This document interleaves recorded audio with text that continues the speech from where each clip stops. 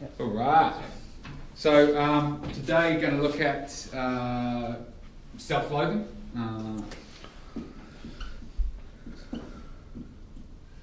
Self-loathing, or more, the one I quite like is the not good enough story.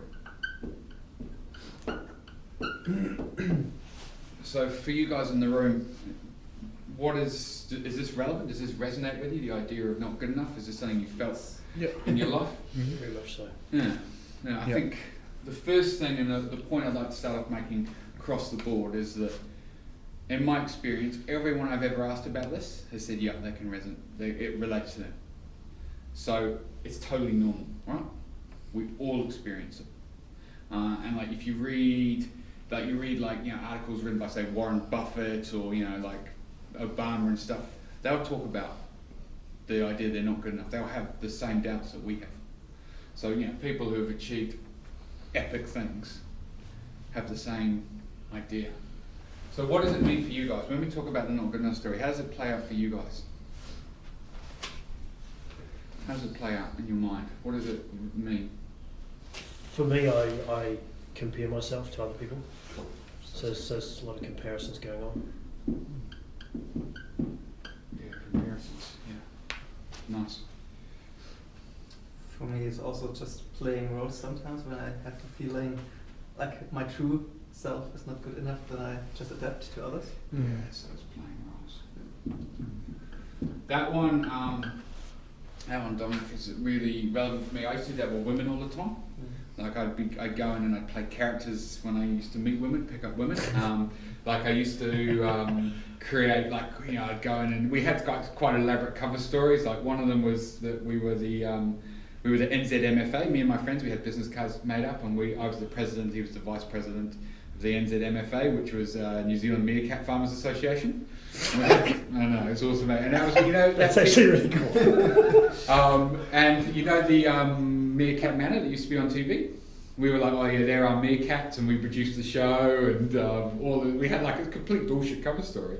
And I think most women knew it was bullshit, but it was like a safety net to gauge if they were going to, be interested in us, and if they weren't, we could just walk away and say it's okay, because they didn't, they were only rejecting the bullshit character I played. So yeah, hey Yuan, hey man. So yeah, that idea of playing roles, I think, is a big one. I sort of think of it, particularly in that sense, I call it social armor. The idea that you can protect yourself by bullshit. And then you're like, if they don't like you, just like, if they knew the real me, they'd like me. It's okay that they don't like me because they didn't know the real me. So yeah, big one, man. Good. Anything else? Like, kind of having a goal and then being like, what if I don't achieve it? Would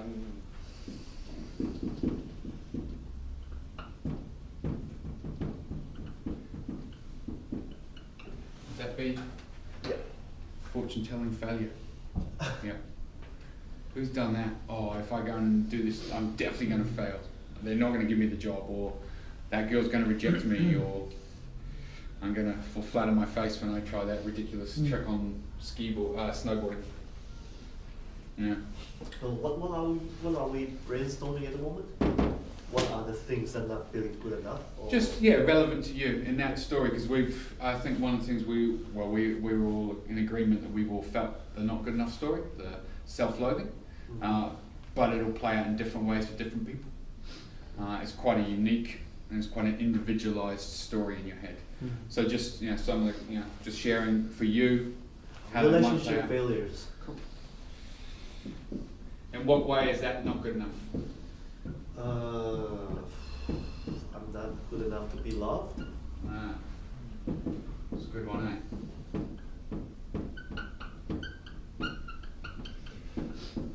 Or probably not even relationship failures, just rejection. Yeah. Not good enough to be loved, that's a really big one, eh? Yep. How often have you guys, and I used to do this all the time, seen a girl with another guy and just been like, why the fuck is she with that loser? Like loser, but just why am I not that guy? Yeah. See, me it was much more. I was like, why is she with that loser? Like, he's not as good looking as me. He's not as successful as me. He's all these things about why he was, really what I was saying was all about myself, but what I would do is I would be like quite judgmental of him, and I'd be like, why is she not with me? If she's with that guy, why am I not? Yeah. Why don't I have a girlfriend? Same thing, but I think mine was very toxically, because I didn't want to admit that actually I was judging myself. So I judge other guys. I do that a lot. Same with jobs. I do it in jobs sometimes as well. And I do it at the moment. Something that's come up for me recently actually is just judging other people and saying, "Oh, that guy's fucking useless. How come they've got that job? I deserve that job." I think for me it's different, but I don't think of the guy as like a loser, but just everything is more just it's I am not good enough. Like everything I see it as I am not good enough, which is very frustrating. Yeah. For me, also like perfectionism is like a big thing for the not good enough story. Like for me, always I'm good in things, but I always try to be perfect in things instead of just staying with the good. And it's also like, for me, it's like if I can see that I can't make it perfect, then I start. I kind of go, what's the point if it's not perfect? Another. Like, yeah. So here's a great one. Perfection is a great one because it's an absolute fantasy, right? Yeah. Who here in their life has ever been perfect at everything and anything? Sorry. What I would say is none of us have achieved perfection in anything. In fact, it's impossible to achieve perfection. There's no such thing. It's a complete bullshit fantasy. But yeah, you're right. Because we watch a movie or something and it's, you know, in the movies or whatever, or the media, they portray perfection. Yeah. For me, it was interesting in a job interview I had. I really sold myself on a top level, and I showed them what I can. And then they asked me about something I agreed like before that I'm not good in it. Yeah. But then when they asked me the question, I tried so hard to achieve it. Yeah. Even when I told them before I'm not good in it. And I think this was like breaking me like the neck because I tried so hard to do it instead of saying no, I can't. Yeah. Anything else not good enough story? I think sometimes the parents and children relationship, like not fulfilling parents' expectation, tend to feed into a not good enough story. Yeah, expectations is a big one, eh? Yeah. Expectations. Not just the parents, so parents is a big one obviously because you know, they're such a big part of your early life, but just society's expectations. Yep. You know, your partner's expectations, your friends' expectations. Yeah. Everywhere we go, there are expectations on us, right? Walking into the library, there are expectations on how you behave. You're never free. I have to carry a lid on my coffee. I don't want to have a lid. Yeah.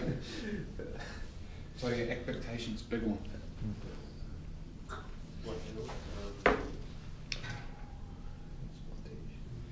One thing that's come up for me a lot, and I think it's maybe one of the fundamental things about all of this is fear. Yep. The not good enough story, I think, is fundamentally fear. Fundamentally fear of oneself. Because for me, I don't know about you, but my biggest fear is that it's actually true. That the not good enough story that I play in my head in situations is actually true. It's my underlying fear of it. Is that my belief that I'm not good enough is actually accurate. Scares the shit out of me. Still scares the shit out of me. Now I know enough to challenge it, and I've certainly developed the skills to be able to challenge it in the moment, so it doesn't stay with me. But I still get it. What if my belief that I'm a failure is true? What if my belief that I am not good enough, that I'm going to be rejected, that I am the world's biggest fucking loser? What happens if that is true? So yeah, fear of self. I'm currently reading like a book about boundaries, and there they talk, the last chapter was about internal boundaries, and actually missing internal boundaries fuel the not good enough story and bring like shame. Like For example, money, sexuality. If you spend all your money, overspend all the time, you feel not good enough. Yeah. Like if you like sexuality, like if sexuality kind of fucked up, you're just like, man, you're ashamed all the time. Yeah. Or like, yeah, all those examples like, are really good for internal boundary conflicts. I think a lot of that, and I'll give you the, so my brother's gay, and I think for a long time he struggled with being gay because people told him that being gay was bad. Like, so in New Zealand, being gay was like the ultimate insult. So when I was growing up, you know, like I played rugby and stuff like that, and if you showed any femininity, if you talked about your feelings, if you cried, you were a fag. Like everyone would be like, oh, you fag, what are you, gay? Hard enough. You know, gay was an insult. And so that's the culture my brother grew up in. And he didn't play rugby, he was into arts, he was into music and all that sort of stuff. And he's not particularly camp, but he's definitely a much more sensitive person than I am. And so he grew up in this culture which was telling him, actually, you're wrong, you're bad. So I think, yeah, shame, shame's a big one, and shame. And that's, I'm not good enough. In a nutshell. And then there's the other side of that, which is guilt. I've done something wrong.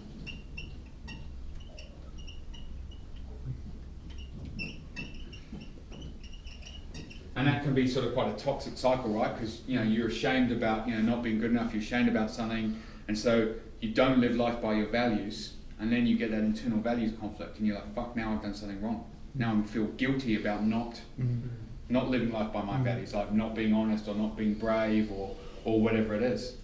And then you start to feel shame about that. Can be a really fucking toxic sort of spiral down, you know. Still hilarious. Anything else you think should be chucked up there? Feel free to chuck up anything else later on, but anything else? Like something like maybe a feeling of, it might be guilt, it's maybe a combination of things, but kind of being found out.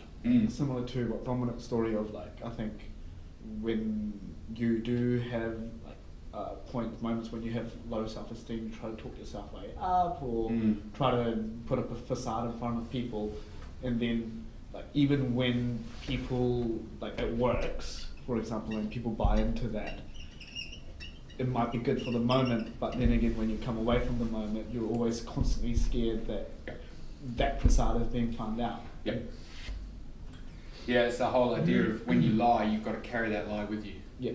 Even if it's a self-lie, and even if you don't tell it, even if you're just putting up that cover, you've got to maintain that cover, and it takes quite a lot of energy. Yeah. Quite a lot of energy. Yeah, it's a good one. Being found out, I like it.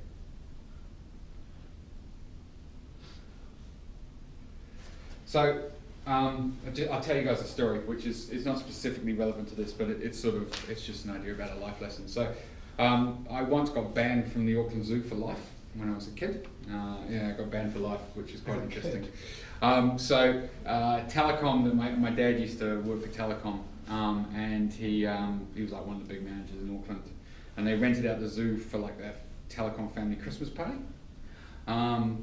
And they had like the Warriors, the Warriors rugby league team there doing the sausages and shit. They spent quite a lot of money on it, obviously, and they had all the Telecom employees and stuff for this Christmas party.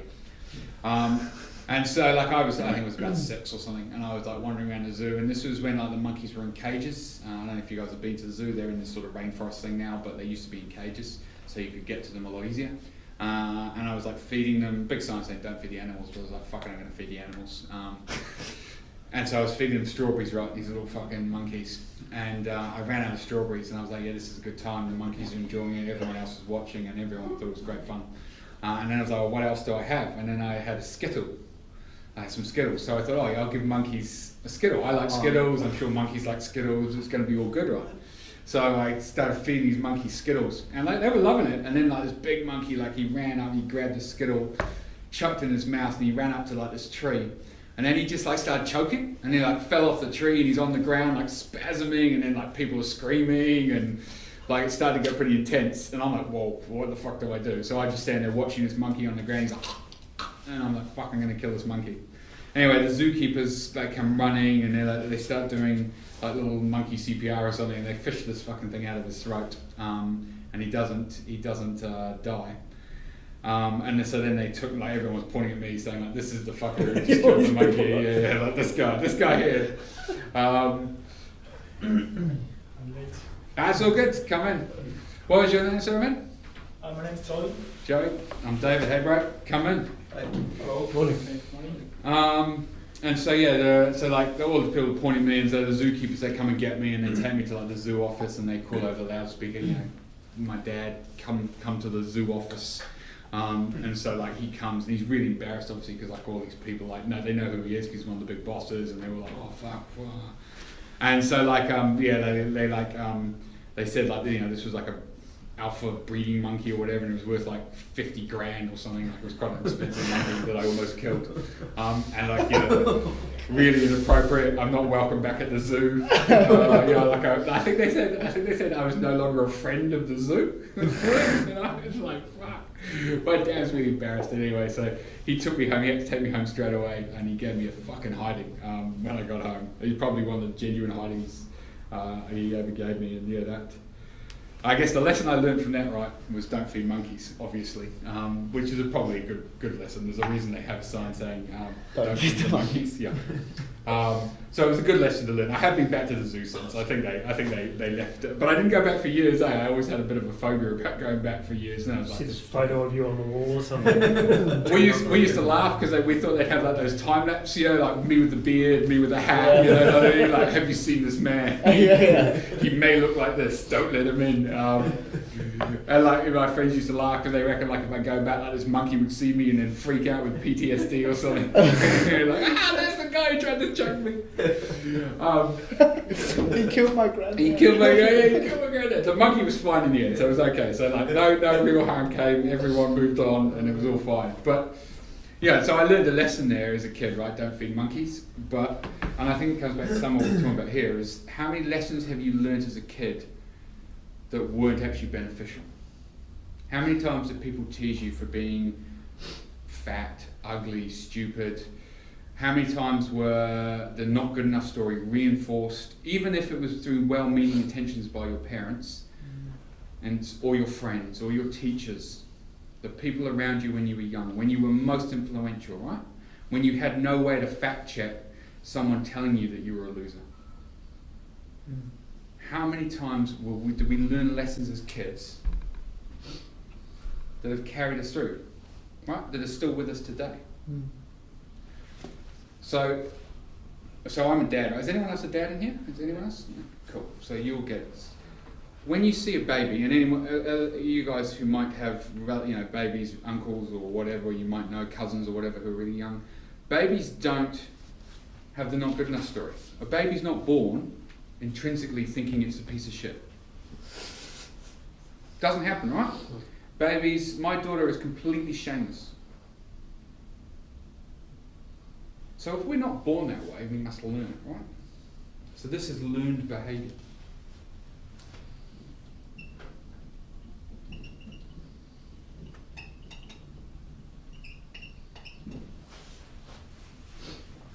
So everything that you've thrown up here, you learnt.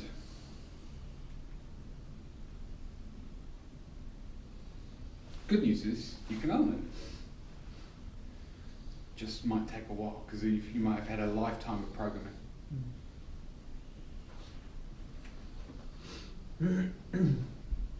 I remember at school, one of the things that really rocked me.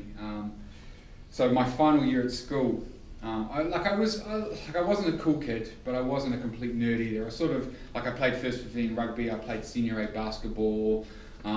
What I really wanted to do was go and hang out in the library and play Dungeons and Dragons, but I was like, if I go and do that, I'm too much of a nerd, so I didn't do it, and I missed out on doing stuff I actually quite liked. But I liked playing rugby and basketball, don't get me wrong.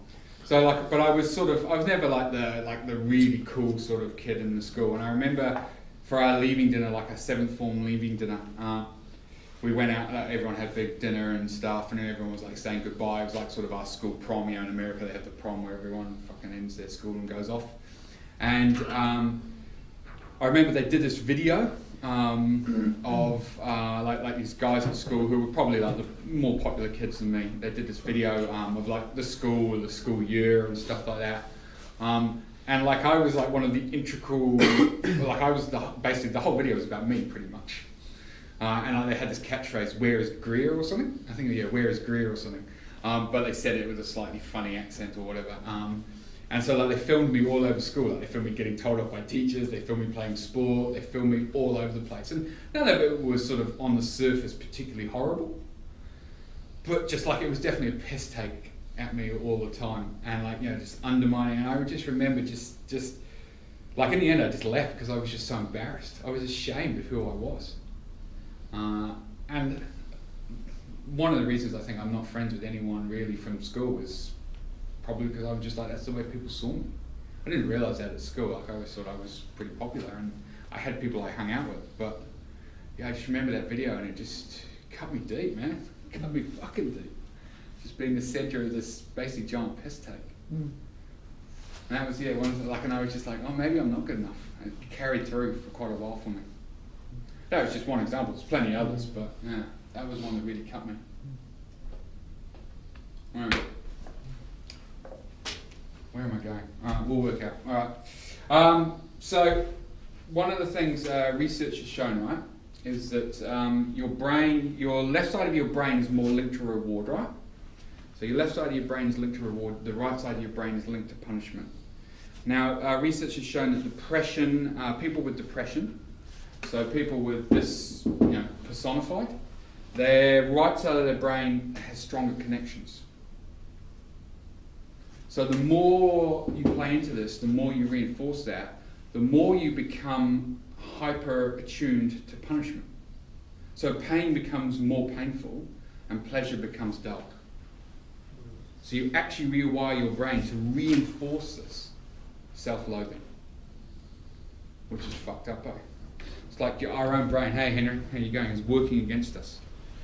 Can I chip into that a bit? Yeah, man. I think, yeah, I sort of recently I reflect on myself. I have sort of this really real fear actually, because I don't feel like I have many successful romantic relationships, and then I feel it kind of feed into part of my self-identity, almost that if something good happens, I will feel that it's a fluke, rather than I feel, yeah, like when a girl rejects me, I feel like, you know, it's common, this is the norm, and then in a way it kind of still feel like, no, okay, sure, it's a norm, I'm not good enough.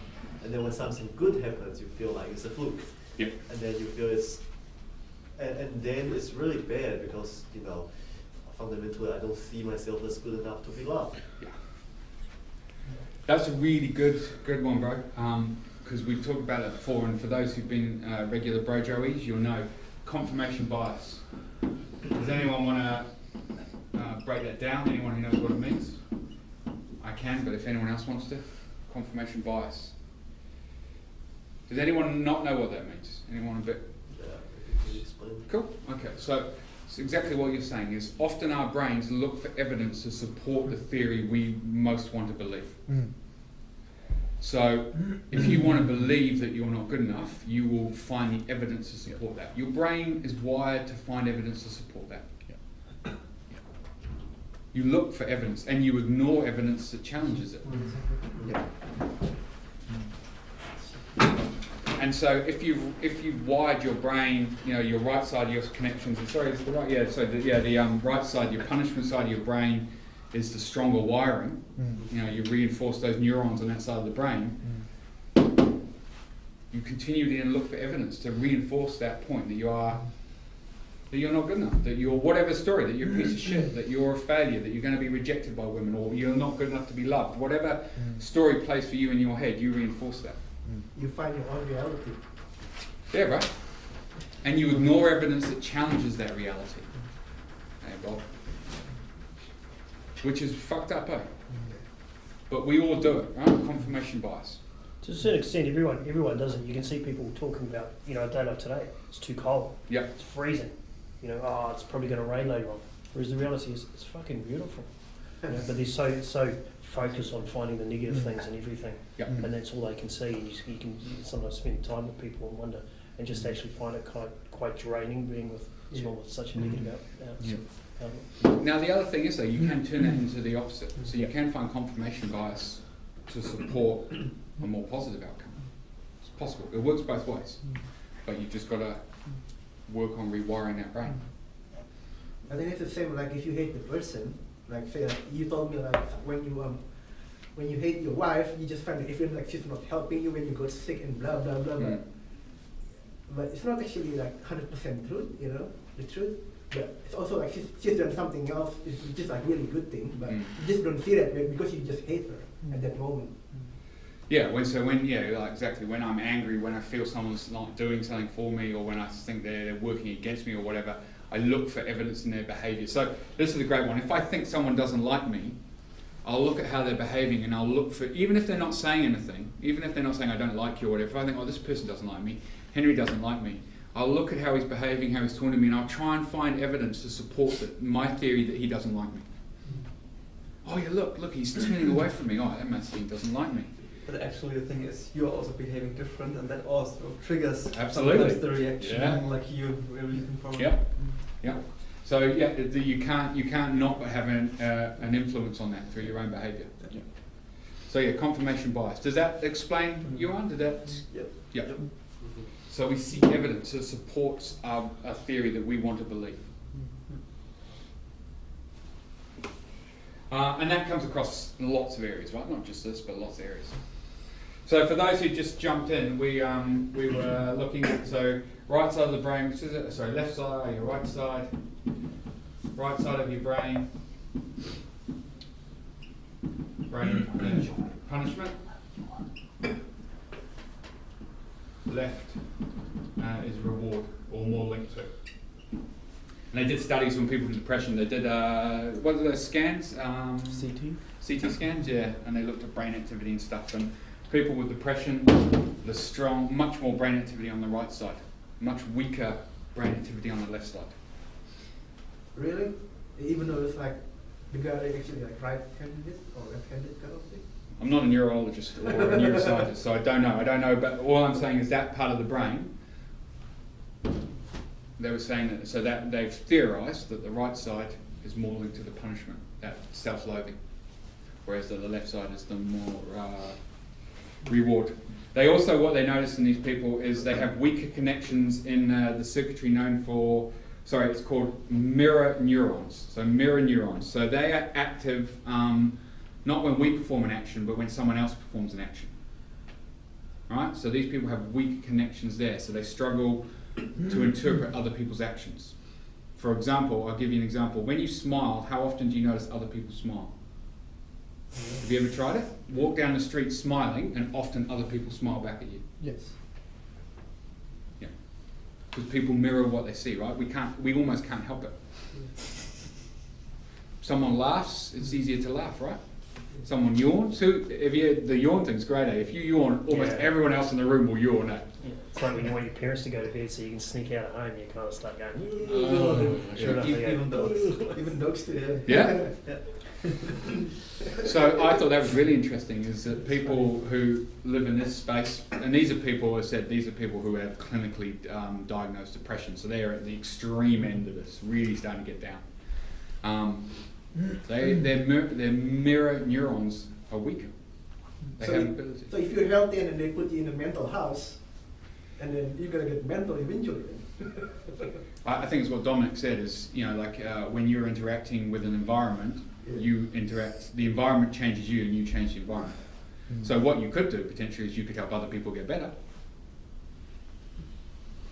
It's pretty hard if you're surrounded by mental people.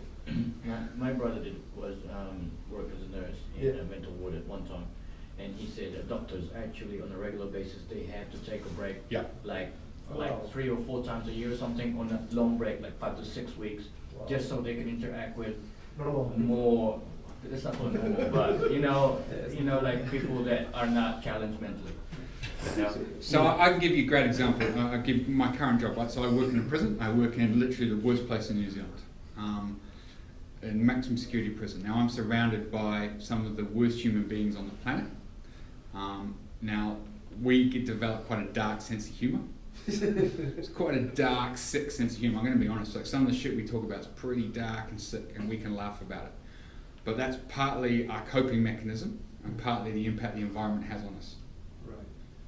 Now I've learned to be able to go home and de-stress and just let it go. But I used to, when I first started in corrections, I used to not be able to get any sleep. I'd have stress headaches. I'd have nightmares and shit because I couldn't leave it behind. Because like I'd go back to work the next day and find out one of the guys I was working with had raped a child or gone and murdered somebody or something. That just used to fuck me up because my mind would just be like, what are they doing? They're out doing horrible things, and some of them were, but that's not my fault. That was their fault. But just a quick one, Dave. Do you have any techniques on how to de-stress? Like on your way home, what do you do? Yep. So one of the things I used to do quite a lot was just the physical idea of like I'd have a routine when I packed up at the end of the day. So I'd start to get into the habit of doing a set routine. I don't need to do it so much now because I'm just able to switch off. But I would do a set routine, and I would then, in the way home, I'd like listen to some music or whatever, practice breathing, just being mindful. Get home, go for a run. Right. And I'd have quite a set routine. And by the time after the run, I'd be pretty de-stressed. At the start, I didn't really have that routine. I didn't have that habit. And it just used to be, like the workspace used to blur quite a lot with my home space. The other thing I had to get quite good at, Bob, was just being really ruthless and saying, I no longer care about work. Well, that's a good thing sometimes. It sounds ruthless, but I really had to go to that extreme. I had to say, I no longer give a fuck about what you guys are doing, because I can't. Yes. It's actually a very good self-protective mechanism, I reckon. It's, when you're protecting yourself from outside negativity. Okay, cool. Thanks, man. I worked in a very extreme environment, like I said. I'm not saying that you need to go to that quite level, but I worked in an extreme environment. When before that, I was with customs, and I used to be in the child pornography investigation unit. So I used to deal with pedophiles all the time, and I used to have to watch the videos and shit. Disturbing. That was disturbing because you just have no idea what people do. Like I had no fucking idea the depths of human depravity until I started watching that shit. And I'm not going to go into what I watched, but same thing. It was like, we developed a very dark sense of humour. Like people who heard our sense of humour outside of the unit we were in would be like, you guys are monsters. But it was the only way. We had to release it some way, and we had regular counselling as well. But it was just about going home and having a routine and just being able to walk away from work. Yeah. And like turn off your phone, and it's hard to do, especially in that extreme sense. And the military is similar because it's such a intense environment when you're at work. So yeah, we don't really deal with dark stuff like that. So yeah, but yeah, yeah, you do though if you go on deployment. Yeah, I haven't been in a sort of like that sort of deployment. Yeah, when I was in the army, deployment are very technical oriented. So yeah, I haven't been in that sort of environment. So yeah, you might do that one day. Like when I was in the army, like I went overseas a couple of times, and obviously when you're overseas, you're switched on. But when I came back, there was a process of de-stressing from that. Yeah, I do know a lot of people that sort of like go through it, but army is different level, so I'm glad I'm not. Yeah, I should have joined the Air Force. Yeah. I should have joined the Air Force. I know. Who does that? Yeah, fuck. Who wants to live in the mud? Yeah. The snow. Okay, so getting back on topic, but yeah, so part of it's just you just got to be saying, Bob, I can't give a fuck about work, and that's important. Okay, where are we at? We got a bit off topic there. So okay, so what does all of this mean, right? So you've got all these thoughts, you've got all these feelings, you've got all this learned behaviour. So how does this impact you on your daily? How does it impact you today? How is your not good enough story holding you back? Because that's the real relevance, right? Knowing this stuff is important.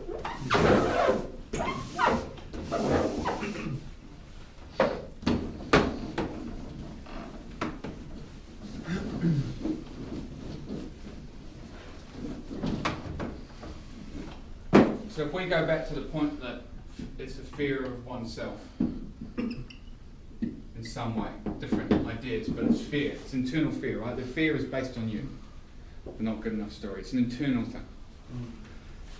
How does it impact you? For me personally, it's just like this nice guy thingy. I want always to be like perfect, so I do everything. You're not honest? Dishonest? Manipulative. Depressed? I can't spell it, but anyway, depressed, yeah.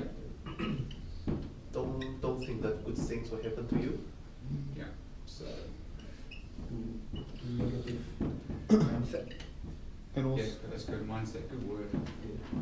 And how often, right, and again, it comes back to confirmation bias, you believe bad shit's going to happen to you, and bad shit just seems to happen to you.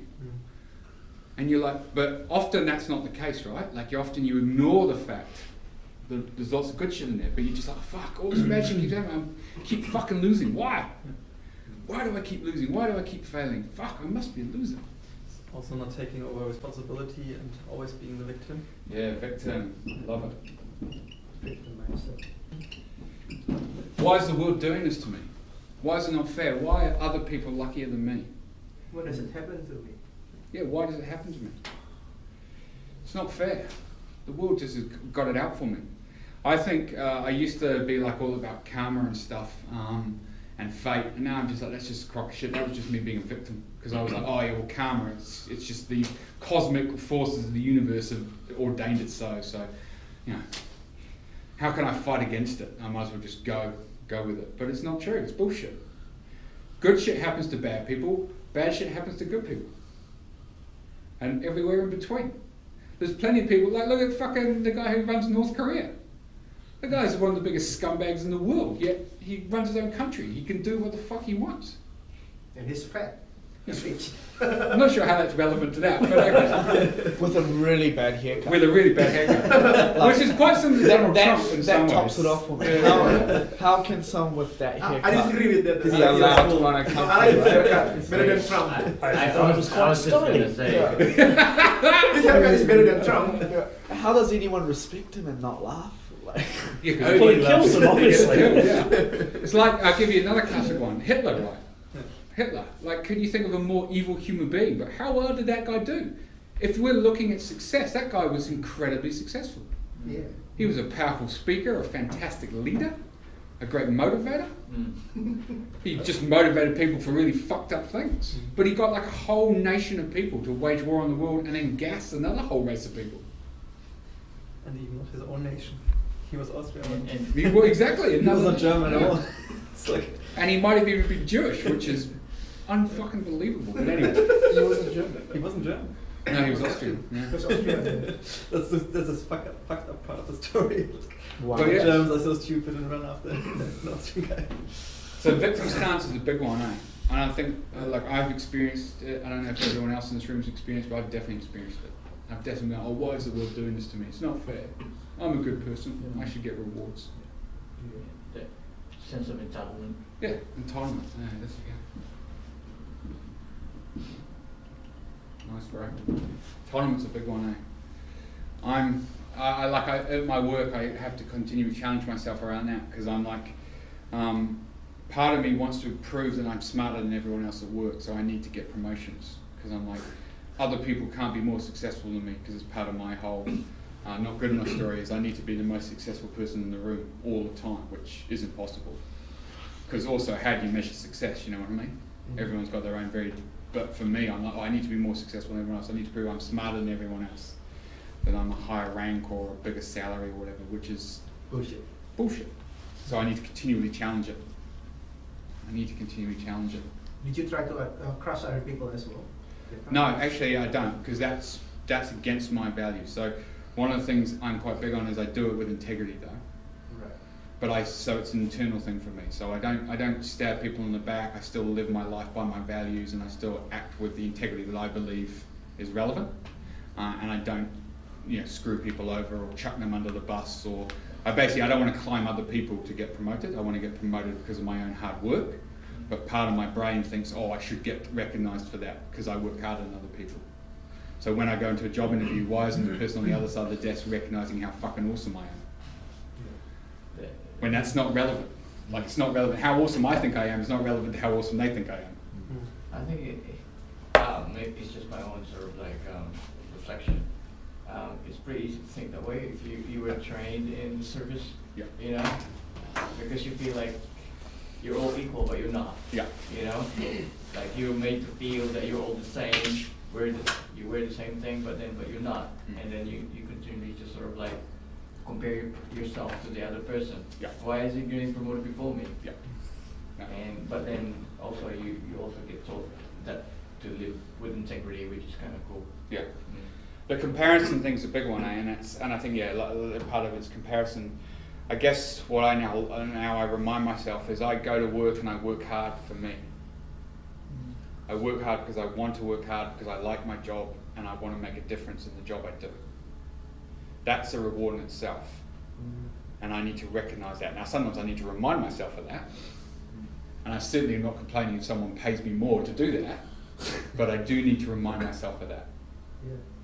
Because if I don't have that, it doesn't matter what someone pays me, I'm not going to get satisfied by it. I don't know if anyone has experienced that. If anyone moved to a job that's sort of a step up, more pay or whatever, and they've been like, fuck, this is not what I actually wanted. Yeah. You know, you've been enjoying something and then you've moved because it's, you know, bigger opportunity or anything, like, fuck. Yeah. Sometimes the fantasy doesn't actually fulfill the reality, yeah. It's the opposite. You feel that things are going to change, but they're still the same. Yeah. It's often that's linked to the grass is greener, the idea that we can move all of our problems now, we just will be solved if we move, and we'll get all the things we want and none of the bullshit, which doesn't happen, eh? No. There's always fucking problems. So yeah, coming back to this, so how else do you think it impacts us? I think we've got the word there, fantasy. So we create fantasies.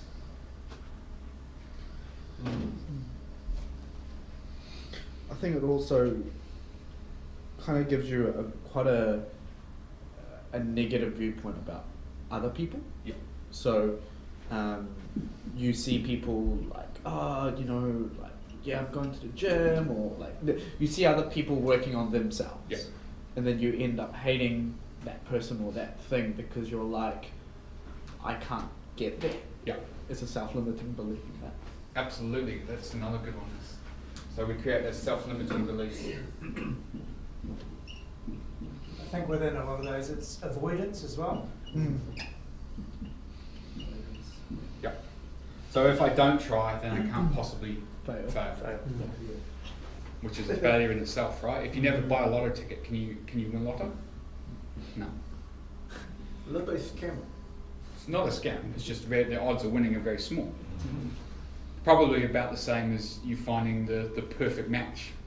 It's probably about the same odds, I'd say.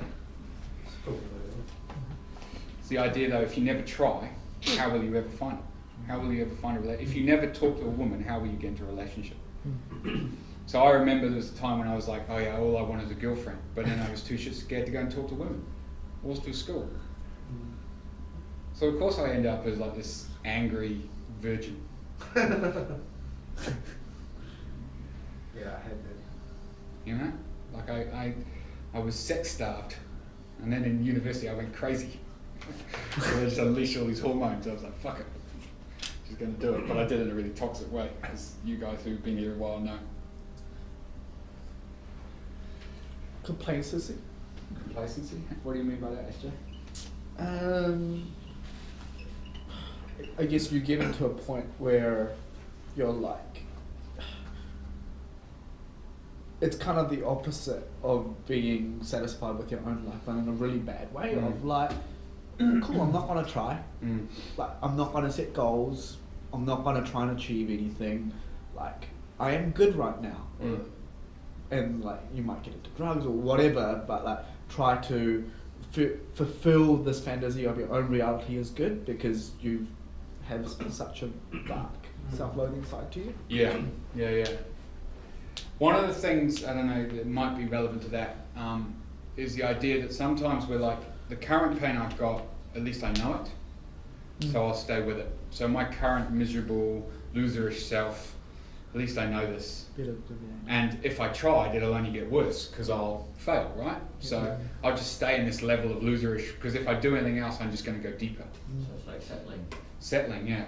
But you like, oh, I'm familiar with this pain. It's like, right now I've got like this real sort of, I strained my shoulder the other day and it's reasonably painful.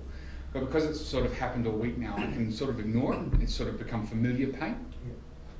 So I'm like, oh, it's there, but it's not, seems less painful than it did because I've now been living with it for a week.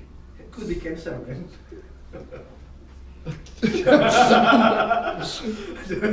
This dark. Just a question. Yes, it could be cancer. Thank you. How is that harmful? because you end up avoiding, right? Right. So you end up saying, no, okay, this pain is pain, I don't want it. So you end up not pushing yourself. Right. Because you're like, I'm familiar with this, so I know that this whatever I'm living with is there. So that you stay within your comfort zone. Yeah. Becomes your environment, right? Yeah, it becomes your environment. Yeah. Because you're like, if I step outside it, it's only gonna get worse. It's like staying in a safe zone. Yeah. So often the idea of this, the fear is the unknown, right? Often the unknown is the scariest thing, right? Not necessarily the thing, it's always just the idea, I don't know what's going to happen is really scary. Change is really scary for people because they don't know, right? But familiarity feels safe, even if it's not. So it's that false illusion, Bob, of the familiarity is safe, but actually you're stuck in a real rut. And I think it's like you talked about, you know, being really low points in your life, you can get to that before you realise it, you're really low because you just sat there, wallowed in it. There's also like this term of upper limit. So if you actually step out of your comfort zone and everything goes well and you think, yeah, amazing, at some point you begin to limit yourself because you're not used to this high, I don't know, satisfaction or whatever. And you say, it's not my comfort zone, so you step back to the lower comfort. Yeah. So you're stopping growth, basically. Yeah. So we've talked a little bit about where it comes from, and I think that's also relevant. So the lessons we've learned, right? So lessons we've learned parents, friends, Disney movies, movies, media in general. It's like I've said before, but like those Calvin Klein models, right? Like you've seen those pictures, right? And that's like the ultimate man. Like absolutely ripped to fucking. I'll tell a story. So one of my friends, he's a firefighter, and he did that firefighter's calendar, you know. And so like he's a pretty fit guy, but he did the calendar, and like he was just ripped from head to tail. He was all oiled up and shit, and the guy was just like, you know, he's one of those guys where they had the veins popping out and everything like this. He was ripped for the calendar, but like he literally had to work out for 6 months before that, eat nothing, like he couldn't even have salad with dressing on and all that sort of stuff just to maintain that physique. And then afterwards he sort of obviously scaled back. But like looking at that calendar, and it used to crack me up because I knew him and like he had this really goofy smile on his face and we just couldn't add the two, you know, our friend who drinks piss and parties and stuff and then this ripped body. But it's not real, right? Like that was a one moment in time, and the amount of work that was required to create that artificial impression of him being this super ripped freak. Now he's fit, he runs triathlons, he runs that Sky Tower challenge, you know, where they got with all the gear and stuff, so he's a fit man, but he does not look like that normally. At least not all the time. Once in his life. Yeah. One moment. And even then, like they went and they had to do like 50 sit-ups, be oiled up, take the photo, do another 50 sit-ups sort of thing to pump up all the blood and their stuff. Like so even and on the day they needed to do things to make it, to create that fantasy. So like media is a great one, right? Think about how many images in the media portray men in a certain way. and also women. Women, yeah. Especially women. Women body image, they get fucking hammered by it, eh? Yeah. Men, we've got a little bit more leeway. But women's body image, fuck, I'm so glad I'm not a woman. Like you watch anything, you watch any celebrity or whatever, and women just get ripped apart, eh?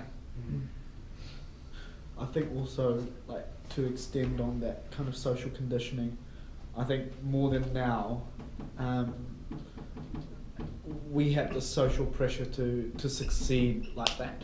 Yeah. Because you see so many stories of like entrepreneurs who who like go and win and raise $30 million overnight for a brilliant idea, or just all these kind of like, not unrealistic because they happen, but just they are unrealistic actually. This over exaggerated success stories that you only see that they just happen like that. So you're kind of like, well, why am I not successful? Absolutely, yeah. Like is it conditioning? Like why is like successful equal to money? Yeah. Like why is this in our brain like this? Yeah. why is 30 million successful, not the most self-developed person successful? Yeah. What I would say is regardless of what you deem as a success, let's take LeBron. Like, you guys all know LeBron James. Yeah. Like, you know, for those who don't, he's like the best basketball player in the world, right? At the moment. At the moment, yeah. Let's just be clear about that. I'd say all time, bro. I'd say all time. Let's count the rings then.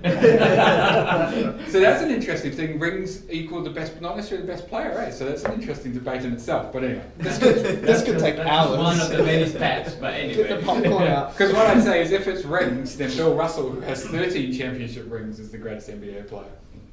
Comparing it, that's just one. That's just one. Anyway, that's just one. But we're not. We'll debate about. I'm happy to debate with you all day over basketball. But the point I'm making, right, is like, so LeBron James, you see him on the basketball court, the guy dominates, right? Do you see the hours and hours and hours and hours of practice, hard work, pain, suffering that goes into that? Yeah. No. So like the guy who makes $30 million overnight, we see in the Facebook or whatever, guy who makes $30 million buys Ferrari. We don't see the pain, the suffering, the insecurity, the self-doubt, all that stuff that might be going for him. Even after he gets the $30 million, he still gets some problems. Yeah. If money was the secret to happiness, then why are rich people miserable? There's plenty of rich people who are miserable. Yeah. Rather than commit suicide. Yep.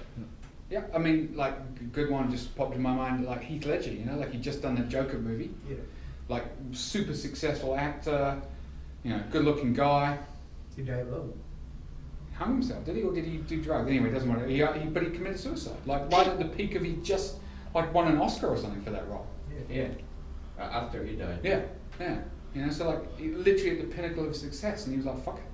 Well, the thing is, he actually pretended to be a mental guy for like 1 full month. He lived in his own apartment for 1 full month without any contact at all, just to get into the role, just to get into the mindset. And even like people, when they film that movie, in the mindset, they think he's actually a real Joker. So I think it really fucks him up after the movie. So social conditioning is a big one. So can anyone think, we've talked a little bit about sort of the world around us. I've shared a couple of examples for myself. Does anyone want to share an example about themselves? Because that's where the real benefit, talking about the things that have conditioned you. Does anyone, you don't have to, but does anyone want to share something about themselves? You don't need to put your hand up, man, just sing out, bro. I think. Okay. Well, at the moment I've got a problem with my really close mate. We've got this car importing business. It's been going for 4 years, but at the moment we're just really busy with our own other stuff. So we want to close the company. But so far, with 4 years, in the beginning I put like tens of thousands of dollars in investment, and I just let him to run the business. I didn't even check the book, the accounting, financial report, whatever. But it just like 3 weeks ago, he said like, well, the company's going down. I can only give you this much. But I've got a feeling that he actually fucks me up. He ripped me off, and because I can see the financial report from last year. What he said wasn't really true.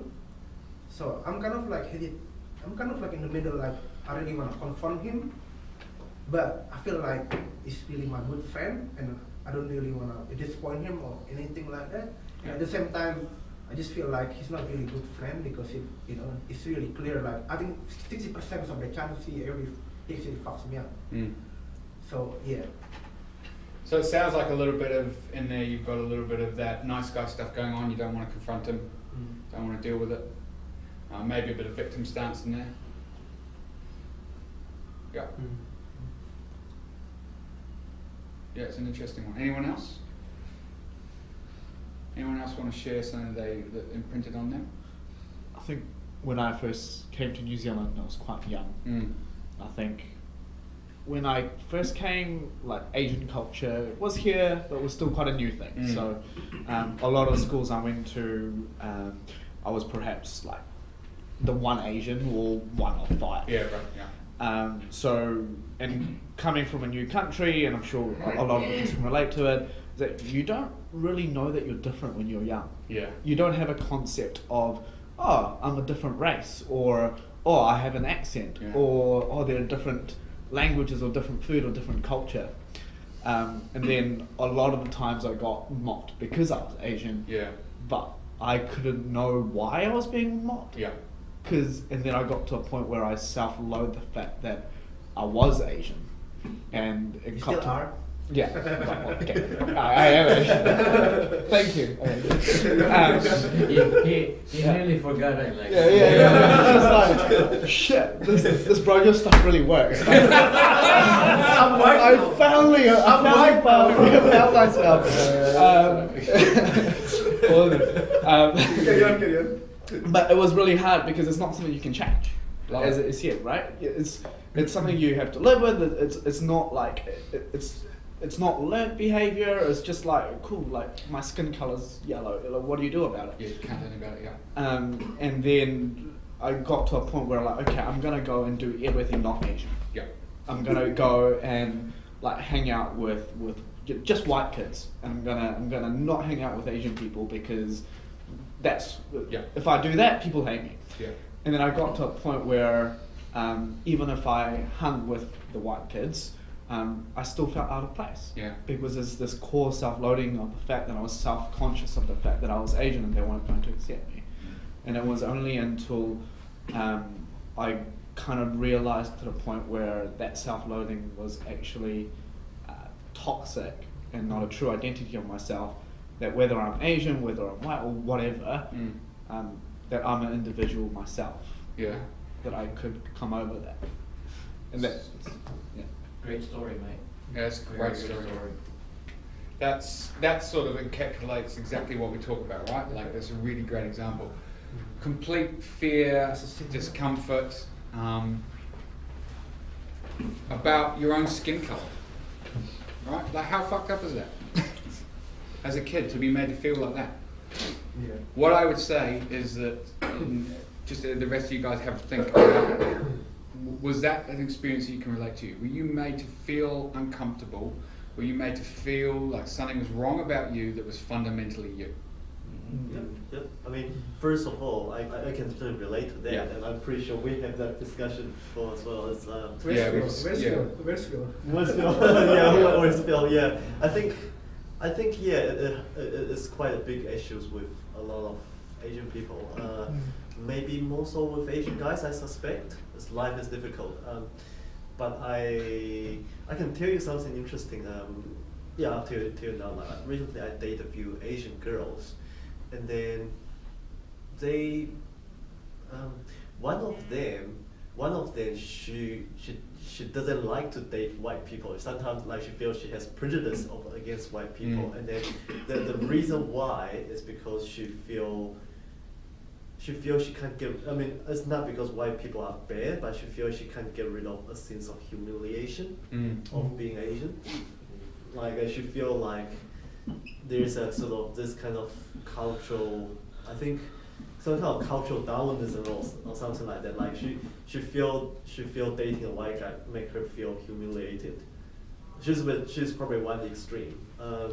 But then on the other hand, she also don't like to. It's all just personal preference. But I think she also doesn't like what you call the sort of the second generation Asians who doesn't really understand their own culture. Right. Like like you find it like She's just like in between. She's in between. She's in betweener. So for her, it's really. She says she'd rather date a white person than dating somebody who is just pretend to be white. Yeah. Like, so I think it's very good that she has a very clear sense of what she wants and where she stands. Yeah.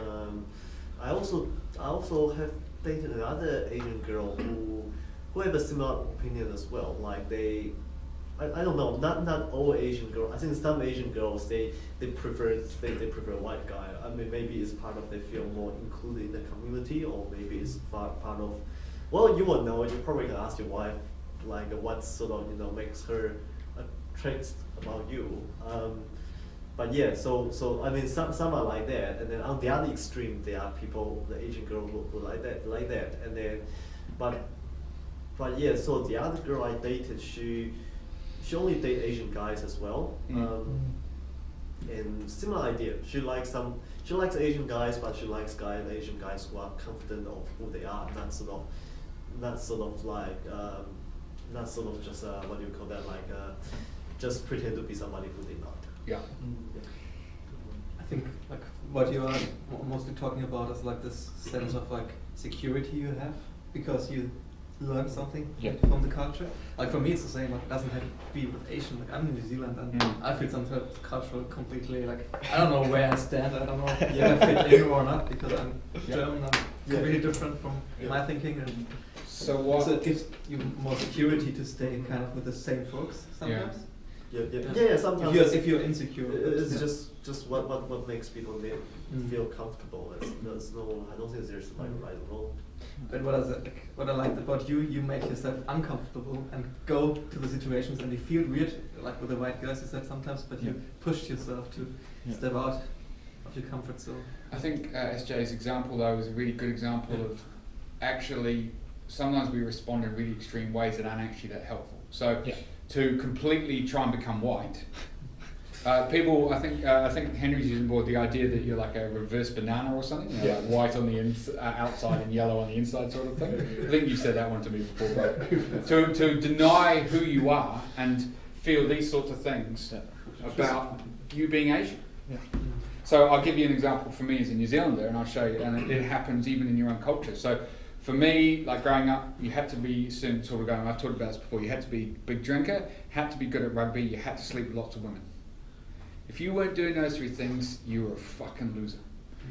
Who dances in this room? Who goes dancing? Yes, quite a few guys go dance. Fuck, I would have been like, you fucking faggots, fuck you. Because you couldn't dance, women danced, men didn't dance. Now, I don't know what's gay about dancing with women, but you know, that was our mentality, you know, like, you can go dancing. That's what I always tell guys, like, what's so gay about that? I'll show you about video of me dancing with, you know, like beautiful women. That's so gay, bro. So gay. Yeah. Dance. We just like hugging with. I don't know. I went and wrestled around the mud with 29 other men and then showered with them. That's not gay. That's not gay. Dancing with women is so gay. Bob, you're such a gay. But that was the thing, right? Like it's completely. And I actually don't have any problem. Like I said, my brother's gay. I have no issues with being gay. Someone wants to be gay, let them be gay. But that was the culture I grew up in, right? So I had to, like, I probably would have liked that. I actually did dancing once and I quite enjoyed it. But I did in secret, because I didn't want to tell everyone. I did it to meet women, and there was no women in the class, so that sort of put me off. What dance class was that? It was like a ballroom dancing, which I don't know. And I ended up... Yeah, sounds pretty gay. Yeah. Pretty gay.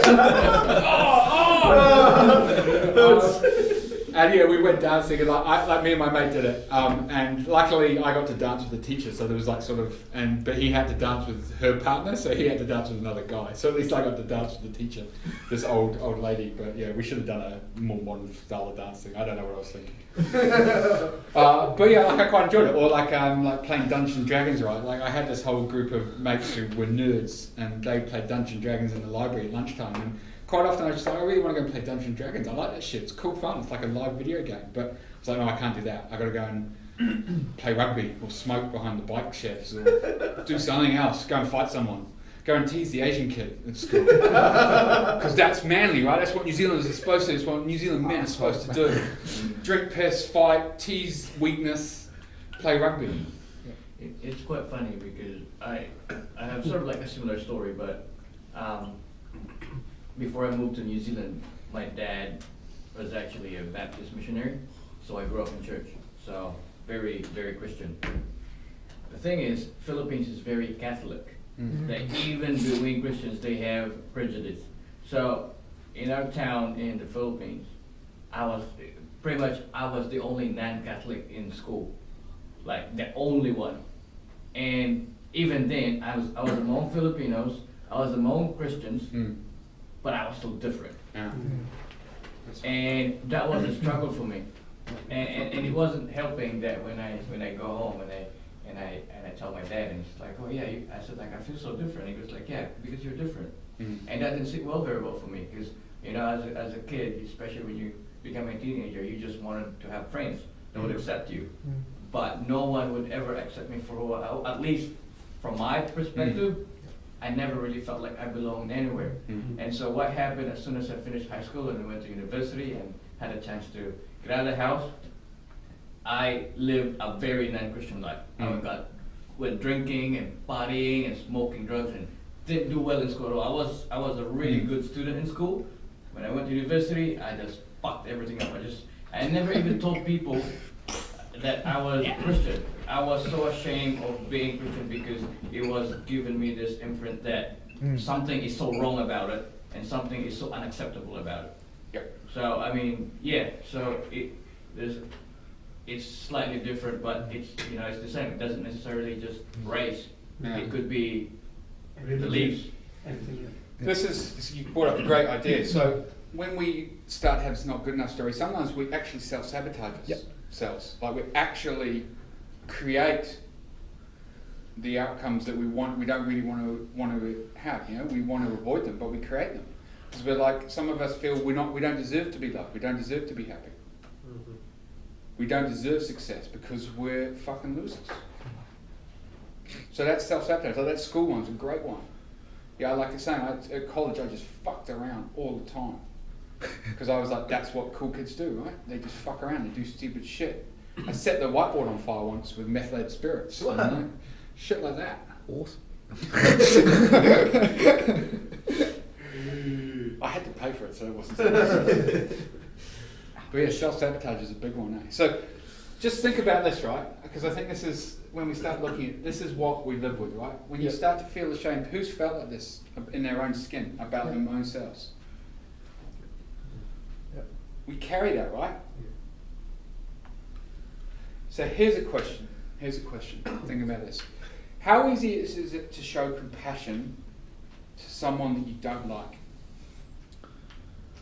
It's hard, eh? It's hard to respect someone you don't like. It's hard to be nice to them. It's hard to show compassion to someone you don't like. Is that fair to say? Most of us struggle? That's right. Much easier to show respect, compassion, empathy, all those things to someone you do like, right? To a friend.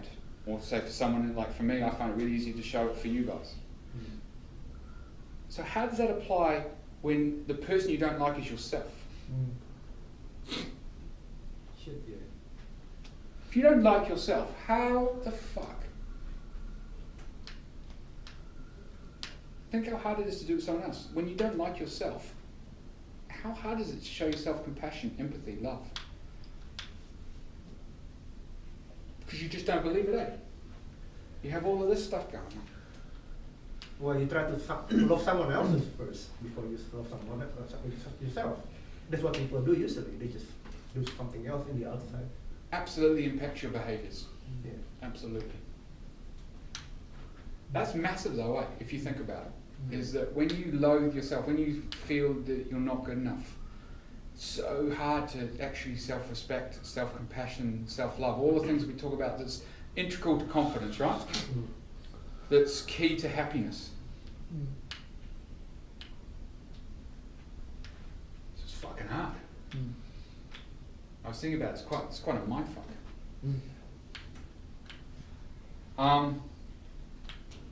One thing for men, particularly men, and I think it's really, is anger is often really key in our depression or the not good enough story. Even if you're not in as deep in as, so depression is a medical condition. So some of us can have mild depression, some of us are just not good enough story, but some of us potentially have dipped into depression. But anger is often, and I think Bob, you've talked about in the past that anger that you felt, like self-anger. Phillips, we mentioned Philip earlier on, for those who know Philip often talks about anger. He's posted on the Facebook, he's like a ball of seething rage at times, that guy. But I've been there, man. Like when I was in the army, I used to want to fight everybody. I used to pick fights all the fucking time. Partly that was the training, they take that whole masculine sort of attack, and they try and emphasize it. But even still, I used to look for people to fight, because I was angry. Anger's a big part of it. But it was all about anger about myself, I was angry at myself. Partly because I always thought a man can't feel pain, a man can't feel weakness, a man can't feel these things. A man can never not be good enough. So what would you do to your daughter just to actually prevent that kind of thing happening to herself? What do you think? I tell her it's okay. It's okay to be different. It's okay to fail. It's okay to cry. It's okay to be upset. okay to do what you want. And when she's older, I'll have conversations with her that are in honesty that I have no idea how to fucking raise a child, and it was all just guesswork.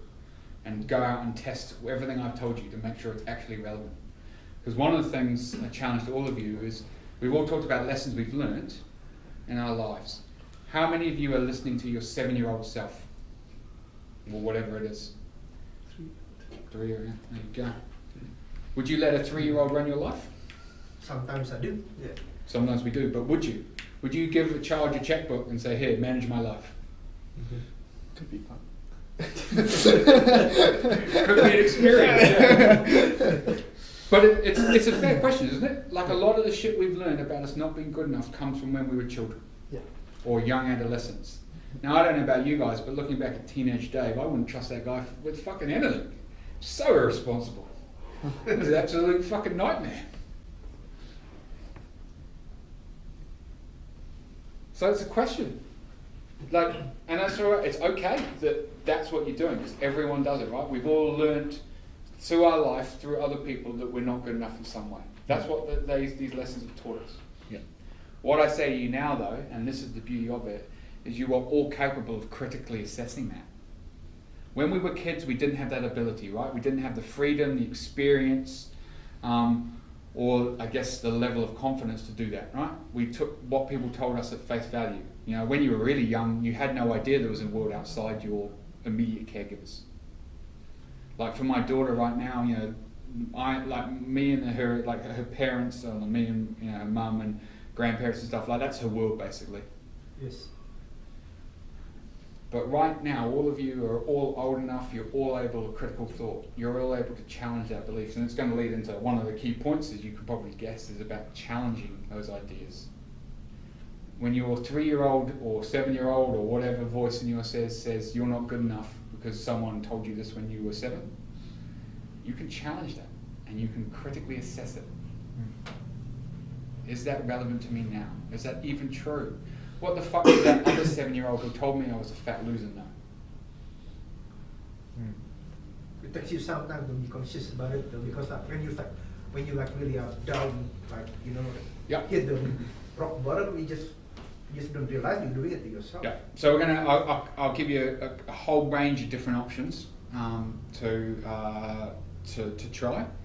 But the thing is, and that's a really good point, Henry, is that can be what we talked about. Is you have to do something. If you want to get out of it, you've got to do something.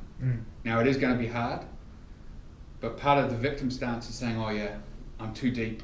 I'll never get out of it. I'll never change. That's the victim stance. That's that comfort with what you know.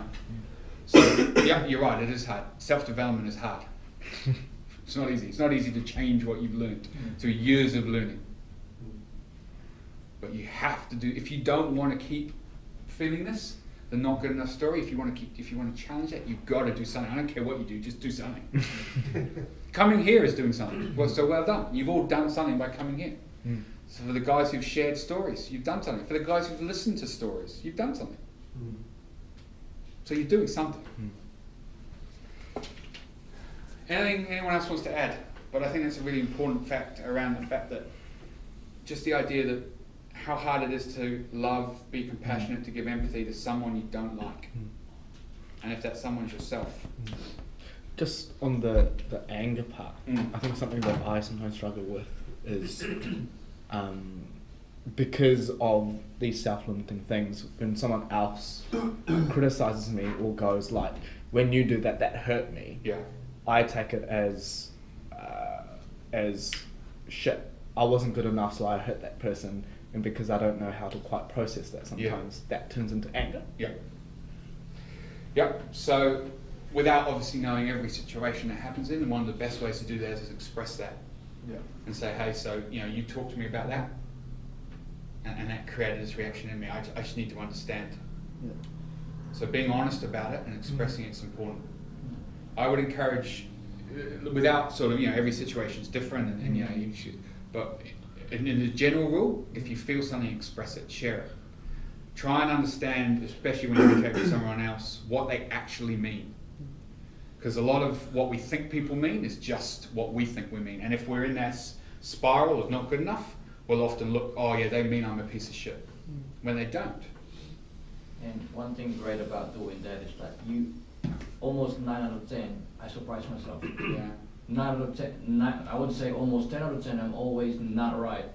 You know, what I assume that people think of what I've said is almost all the time not right. You know, maybe I hit it every now and then, but the truth is, I'm never really always right. So, and you can see it sort of like something as see it as an exciting experience to actually go and ask and be curious and find out, like, okay, what you said, say somebody says something to you, and then that created a certain reaction. Express that and see what reaction you get. It actually becomes quite fun the more that you push it. And as for me, I've never really had like a really good relationship with my dad, but in the last year, I have challenged that, and I've sort of like just been living by honesty every time I hang out with him. Just last night, I took him for a drive. We just went for a drive and then sat down in the car and I took a phone out at like 9 o'clock at night, and then I just expressed 100% honesty to him. And I was so surprised with the response. Like, I felt like I was talking to a mate for the first time. I mean, not the first time, but it felt like I was just talking to a mate. A lot of the whole stories that I've created in my head, that my dad's this, my dad's that, they're all not, you know, all inaccurate. And he's explained to me some of the things that he's done when we were kids. And he said like, oh, these were my regrets. And all those times I thought that he actually were not regretful for those things that he's done, but he told me that this is actually something that I regretted and I wish I didn't do that. And I guess, yeah, from that perspective, I can say that if you do really feel anything, and if it's boiling inside you, just express it, you know. And 10 out of 10 times you actually be rewarded for it. That's awesome, man. Yeah, you've worked very hard on your relationship with your dad over the last year or so, both your parents, but particularly your dad, eh? Yeah, both of them. But yeah, particularly my dad has been the tough one. But I guess also one of the things that I kept saying to myself is like, I'm getting more mature now. My parents are getting more mature, and I don't really know how long I have them.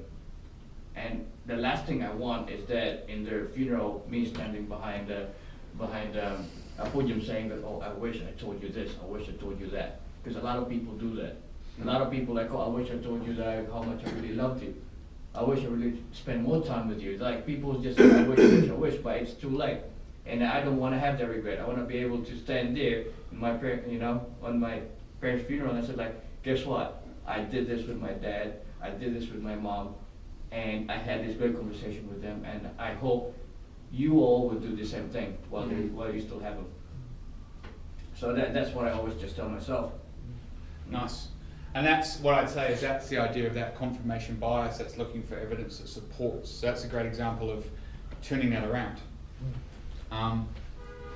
So does anyone else want to picture this? I'm going to rub this off and we'll sort of go into solutions. No? Yeah, just on that, I mean, I've probably done some work recently, like particularly with my dad, and I had quite a nice moment with him where, maybe a couple of weeks ago, where he apologised that he wasn't there. I was going through a tough time a few years ago, and he said, I'm really sorry, I don't know how to handle that.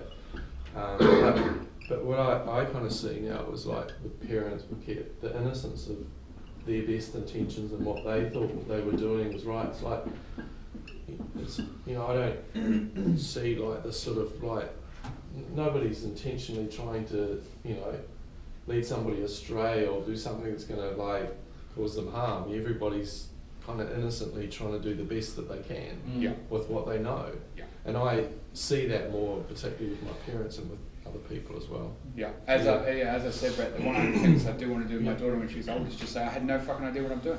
Yeah. Like, there's no manual for raising people. It's fucking impossible, almost. It's like a relationship, right? It literally is an impossible equation. You're taking two different people and asking them to live in close proximity and get on all the time. And people, like, this idea that difference, like everyone in this room knows that fundamentally we know that everyone's different, right? Everyone sees things different ways. No one sees exactly the same way you do in the entire world. My daughter, even though I've raised her, does not see things exactly the way I see it. So yeah, you're right. We just do the best we can. We're just doing the best we can with the knowledge and experience we can at any one time. It's a really good point. And whatever the outcome, if you do it with honesty, if you do it based on your values, then that's the best possible outcome you can have. That's the best you can do. I second that. Absolutely. If you lie, you don't know. What you're doing is you're corrupting that. If you manipulate it, you don't know. If you cover up who you are, you don't know. If you do it with honesty and you're open about it, then whatever the result, even if it's not the result you want, it's the best result that could have happened with your current skill set and with the current state of mind of that other person, because that's the other equation, especially when you deal with other people. You've got their whole, at least 50% of that interaction has nothing to do with you. It's all their bullshit. Confidence, self-loathing, whatever, you know what I mean? All their baggage. It's a good point, man. I love it, Brett. I love it. It's a really good point. Is that the idea that any one moment you're as good as you can be. And I say it all the time, is you guys are all as good as you can be right now. You're the best version of yourself right now. Well, in the past, sometimes I let people walk all over me, like at work and my own boss and stuff. And because I was just thinking, like, I want to settle down in a job, I want to be appreciated, but at the end, I was just being a nice guy and then just let them walk all over me. And it doesn't help, does it? No. Long term. Yeah, just like my fantasy was just like, oh yeah, I hope they can see me like this, like that, But here's the thing, so if you hadn't done that, maybe you wouldn't be here today, working on yourself. So it's okay. It's the best you could have done at the time with your ability, your feelings, your courage, your knowledge, whatever. It's okay, because you might not be here today if you hadn't gone through that. So all of that's okay. It's like you choose to turn left or you turn right. If you turn left, you could be dead. We don't know, because you turned right. It's the best you could have done. You don't know. So yeah, I just think it's a really relevant point. I think it sort of like touches on kind of forgiveness in a way. Yeah, seems to be. So what we talked about before was that compassion phobia, right? The idea that how hard it is to show empathy, compassion, forgiveness, whatever it is to someone you don't like. Now, if that someone is yourself, you just need to think about that.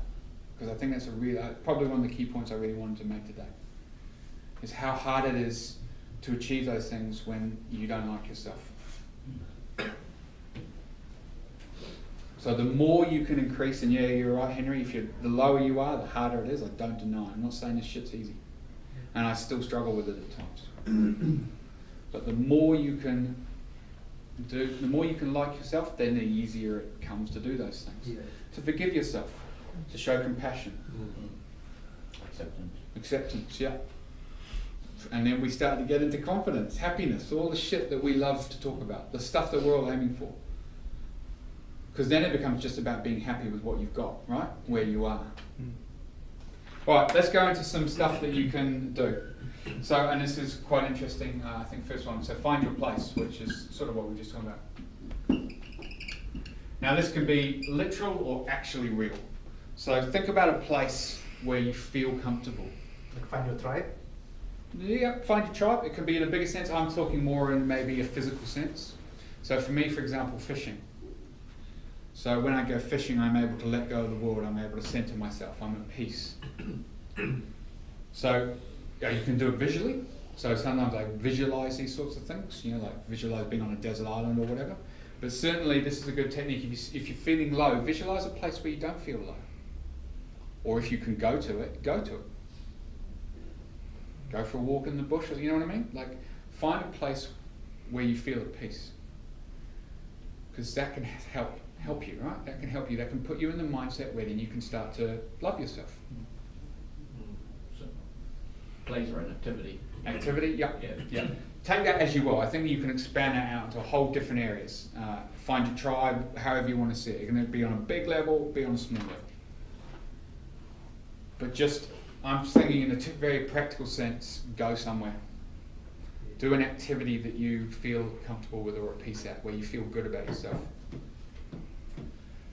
Because one of the things, and I think this is important, we talk about confirmation bias. Yep, so you look for evidence of the negatives, start finding evidence of the positives. And we're going to do an activity about that. So the other one is adopt yourself. So how would you parent yourself? Like Brett summed it up beautifully before. We don't really know what the fuck we're doing, and for those of us who have children, and those of us who will have children in this room, you won't know what the fuck you're doing. It's complete guesswork, don't believe it. It's complete guesswork. Life is guesswork, right? Trial and error. I already know what's happened. I don't know what's going to happen. There could be a bomb, right, or a meteor could fall. I have no fucking idea what's going to happen in 2 seconds from now. So how would you parent yourself? What would you say to yourself if you were looking after yourself? How would you raise yourself? Because right now, as an adult, you have that ability to do that. You are in charge of your own destiny. It may feel like other people are, and I know it does for me, but that's bullshit, right? That's that victim stance, that's that other stuff. No one can actually force you to do anything. Even if someone puts a gun to your head, you still have a choice. Pretty shitty choice, but you've got a choice. I would wager there's very little in life where you're actually left without a choice in your life. Very few situations. Maybe getting a disease or something, but then you've still got a choice about how you deal with it, how you accept it. I think every situation in your life you have a choice now. So how would you parent yourself, adopt yourself, however you want to see that? Focus on the present, as we talked about. So yeah, Henry, you mentioned before you let people used to walk all over you, right? Yep. Okay. So yeah, focusing on that, reinforcing that I failed. I didn't live up to my values. I could be guilty about that. I could feel shame about that. Or I can focus on the fact that right now it brought me to this moment. And at this moment, I'm doing my best to develop. I'm doing my best to challenge that. So focusing on the current moment. The future, you don't know what's going to happen, right? None of us fucking know, unless someone's Professor X in here. No one fucking knows what's going to happen. I don't believe fortune tellers. I reckon it's a load of shit. It's my belief. Some of you might disagree, but I reckon it's a load of fucking cock. Like those horoscopes, you read them, they're always so generic, eh? Yeah.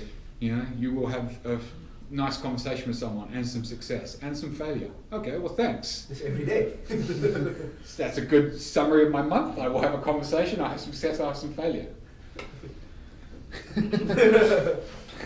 Yeah, they're pretty generic, those things. So yeah, I don't believe that anyone can tell the future. I don't believe it. So focus on the moment. This is the moment that's important. What you're doing right now, every day, that's the important thing. That's the one part of the world that you can change. You can learn from your past, you can't change it. And you don't know what the future's going to hold. I think we talked about, someone mentioned it, curiosity. Did anyone know that Henry's phone was going to ring? Yeah, it's Bob's. Oh, the Bob's? There you go. Curiosity. Curiosity, right.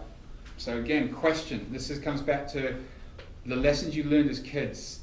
The shit that you believe about yourself because someone, when you were little, told you were a fat loser, or you were no good at rugby, or that being Asian was wrong, or that going dancing was gay. None of it needs to be true now. There ain't nothing wrong with being Asian. I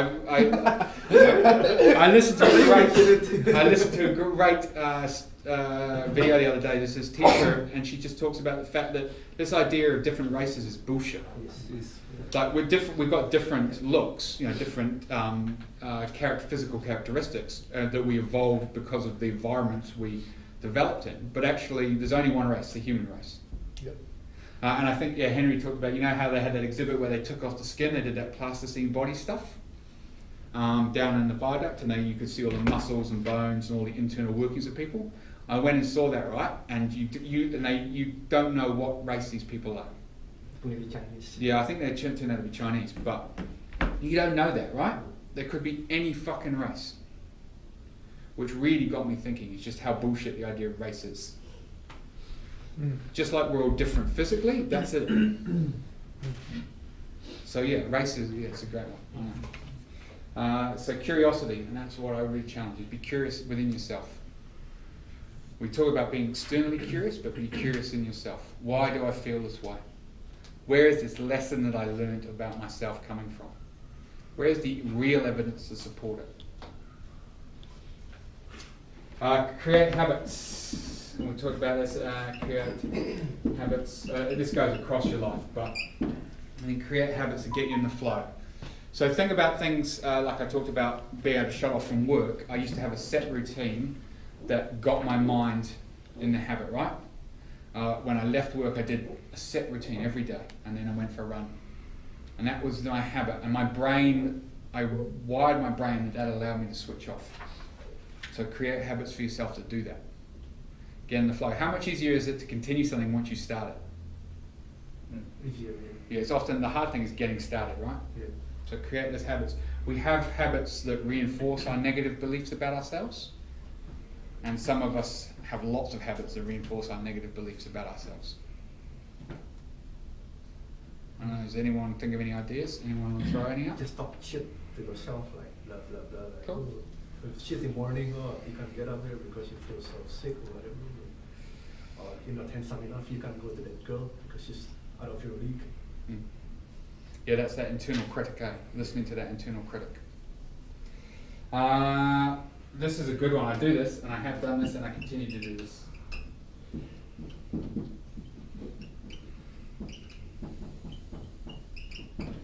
Have a conversation with yourself in the mirror. Dead serious, man. Do it. It's actually very powerful. Look at yourself in the mirror.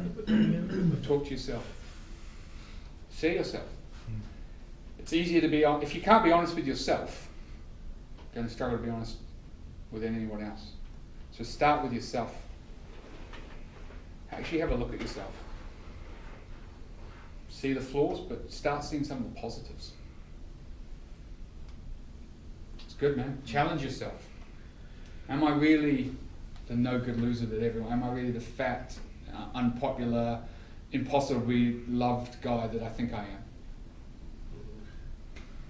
Well, one thing that doing that actually that I find very powerful is that, you know, sometimes when you lie to somebody, you usually have this sort of like this internal resistance that you feel when you say something that's, I don't know with you guys, but when I do lie or say something that's not truthful, there's this internal resistance, like deep inside, something's telling me that I'm not doing the right thing. And when I do look in the mirror and then say something about myself, say like, you know, you are confident, or whatever it is that I wanted to say to myself. When I feel that internal resistance, then I know that I don't believe it. You know, that there's something about it that I don't believe. Like when I say to myself, like, oh, today I'm gonna own that exam, and then somehow I feel that, like, then I know that I don't really believe it. That maybe I know within myself that I didn't study enough. You know, that sort of stuff. So I find it very powerful to sort of like just really know what it is that you really feel, because when you say it directly to yourself, then you get that internal resistance if you're not being truthful. Yeah, agreed. I think that's the great example of values conflict. When you're out of line with your values, you feel it. Internally, you feel it. When I lie, I get bubble guts. Like I get those butterflies in my stomach. And you look down. You look down on the floor. You can't make them. Maybe. That's not quite true. So don't get. So when we talk about body language, we use it a lot in law enforcement. Is that you're looking for clusters, right? So you know how if you look left or something, people say you're lying because you're having to access your creative side of your brain or something, like, you know, lies look up. That could be true, or they could just be looking up, right? Or they might not make eye contact for a number of different reasons. What you're doing is looking. If they're doing lots of different indicators, then you're saying, oh, there's a cluster. Evidence suggests they could be lying. You still don't know for sure. No, it could be a trained liar. Yeah.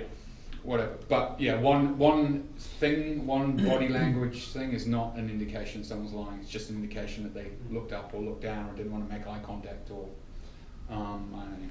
So clusters, but anyway, that's off the topic. If you want to talk about law enforcement, we can talk about that. So yeah, look yourself in the mirror. I think that's really powerful. I really like that. I do that now. If you can't be honest with yourself, you're going to struggle to be honest with other people. So start with yourself. That would be really good during journaling, actually, for myself. Nice, because that's the next point. Nice, journaling. So journal, but journal the good shit as well. Every one of you will have successes. Getting here today is a success. Some people couldn't have managed to get here. The fact that most of you probably will survive to the end of the day is a success. Probably. Probably, I don't know for sure. Just don't feed us Skittles. Don't feed you Skittles. Fuck. I would hope that you'd be able to eat a Skittle without choking on it, bro, but you never know. Probably. But that's the thing, right? Most of us will survive today. Most of us will survive tomorrow. Most of us will survive years into the future. The fact that everyone's got here, is anyone here below 20? No one's below 20? So like, you pretty much, if you look at the stats in your life, and you look at like infant mortality rates and stuff, like literally billions of people have died before they've reached 20. Yes, I had a friend. In the history of the world, right? Billions of people have died before they reach 20. So you've already been successful enough to get through like the most dangerous time in your entire life, being a kid. Like being a kid used to be pretty much fucking like 1 in 2 or something used to die back in the day. It's a little bit less now, but it's still fucking dangerous, right? So you've done well. So journal your successes. Look at the positives. For everything that you failed, for every time that you've gone and said, yeah, I'm not good enough, I've fallen below my standards, there'll be times when you haven't. That's what I truly believe. And yet, if you're real life, sometimes you have to manufacture them. Sometimes they're going to feel a bit artificial. But what you're trying to do is you're just trying to demonstrate yourself, and it might be really tiny things. Just getting up in the morning on time. If that's really a struggle for you, that could be enough. So it doesn't have to be, oh yeah, I fucking cured cancer. Okay, so journal. Here's a good one. I love this one. So we talked about connecting with people. We talked about connecting with yourself. I think this is a bit sort of lefty, but connect with nature. Connect with nature, man. Grow a tree, grow a plant, grow some veggies. Grow some weeds. Okay, grow weed. I don't give a shit if you want to grow weed. Absolutely. Grow what you want. If you smoke it, then you have to answer to me, but grow it, it's fine. But yeah, so connect with nature, right? I actually think it's really powerful. Like growing things, if you don't want to grow children, and growing plants is a good thing, or an animal pet. Like nurturing something, taking care of something is a powerful thing to do. Just not monkeys, eh? Well, you can look after monkeys. They don't really make good pets though, I think. The other thing, Henry can talk about this one a bit, but volunteer. And Brett's also done a bit of this as well. Go and do some good for other people. Go and make a difference in someone else's life. See that by doing something good for someone else, you have value. Yeah, that's a huge one. I can recommend that, definitely.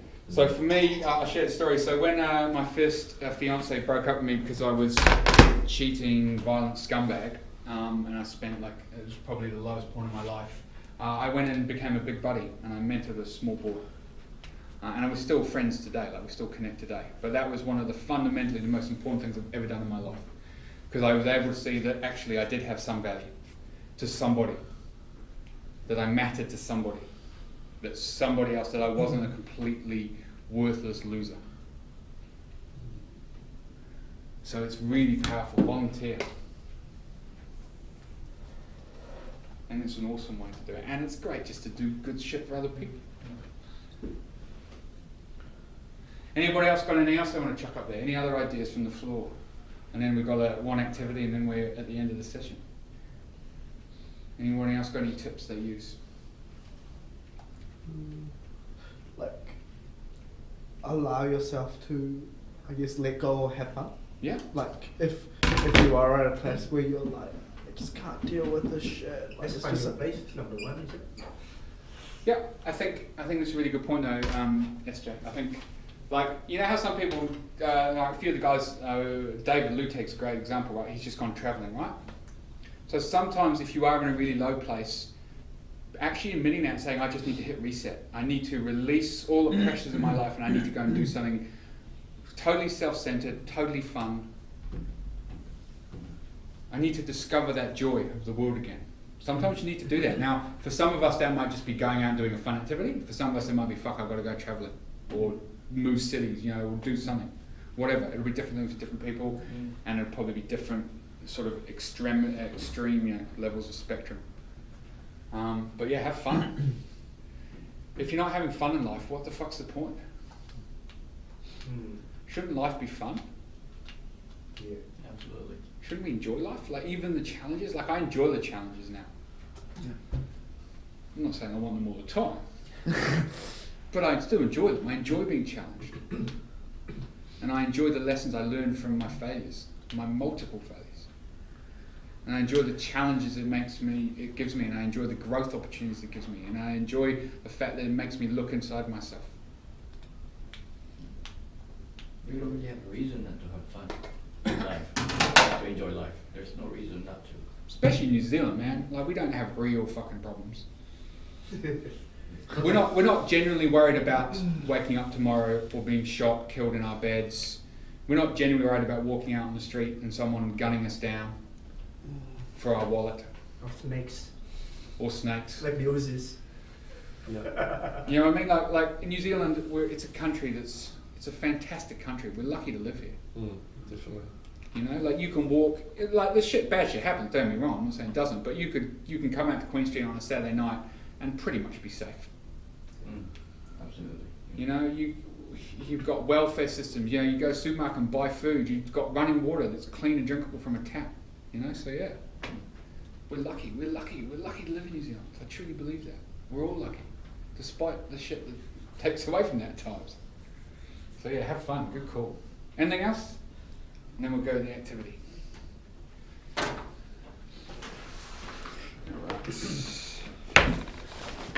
What I want you to do, guys, because I said sometimes it's going to feel a bit forced, but I really want you guys to do this, is I want you all to write down 3 good things about yourself. Yeah. So rip that paper probably into half or something and share it out. I've got some pens, hopefully. I've got some pens.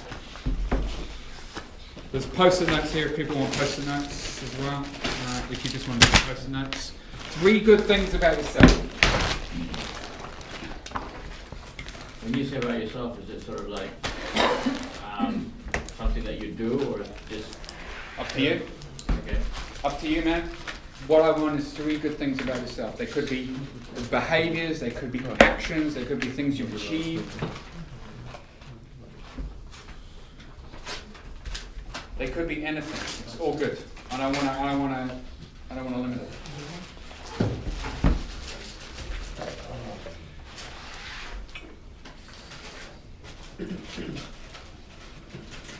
It's like kind of like 3 good things in your life right now, probably. Yeah. Could be. You interpret it how you want, brother. Yeah, cancel. Now, and while you're doing that, I'll explain. So the reason we're doing this is, as I said, sometimes, particularly when you struggle with your own self, it can feel forced, right? When you really feel that not good enough story, it can be hard to see the good things. And so sometimes you need to force yourself. And it's going to feel a bit like false, right? But if you keep doing it, you keep creating that habit where you start to focus on the good things. That's what we're trying to do. We're trying to learn that we do have positives, that we have strengths. Can I write that off? Yep.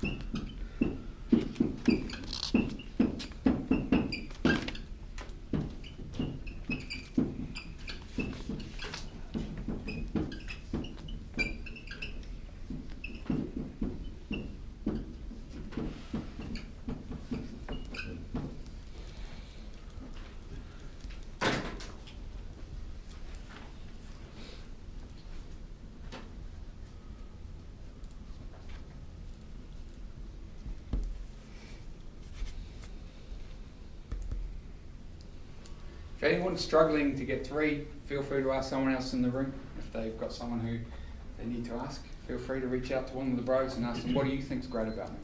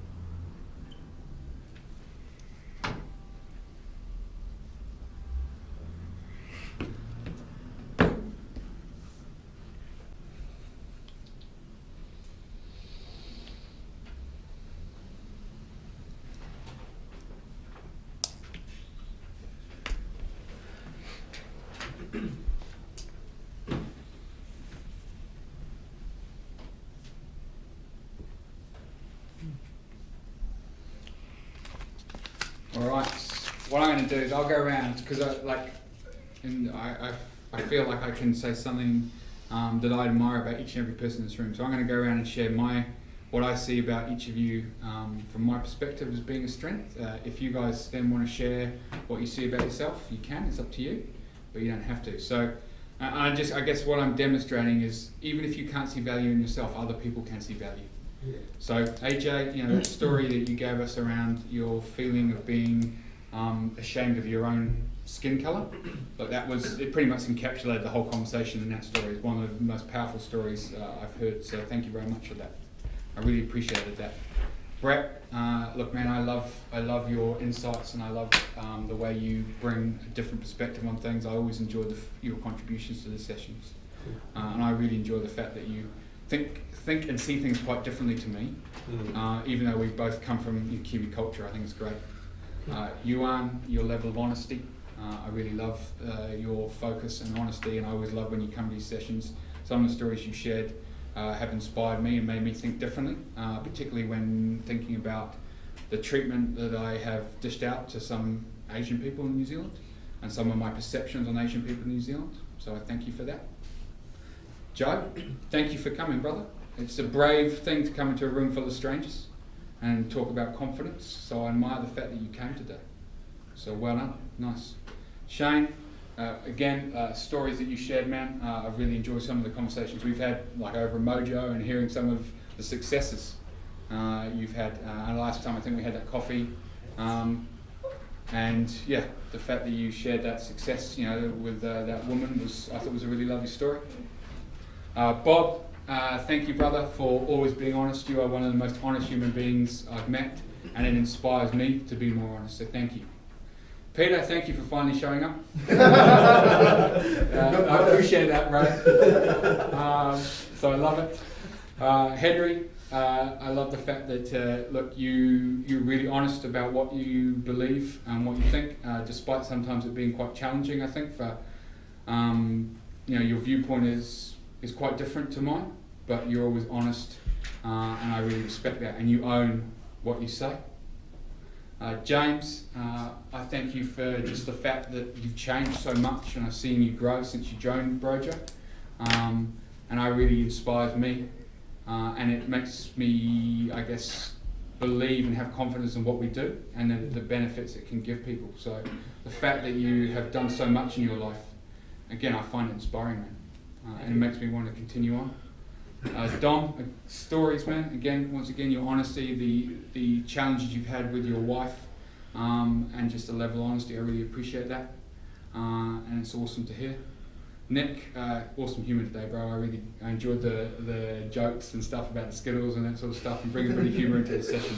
If we can have a laugh, I always think it's a much better session. At the end of the day, life should be fun, and I thought you brought an element of fun into the session today. So thank you, brother.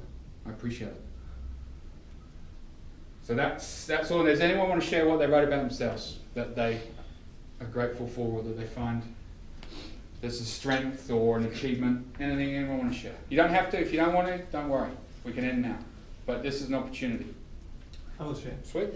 I think one of my biggest strengths is my passion for things. It's like a big driver in my life. So if I'm passionate about something, I really go for it and motivate others around me. And that's, I think, like a skill I have. Also, I'm a supportive person. So I'm always also looking at other persons.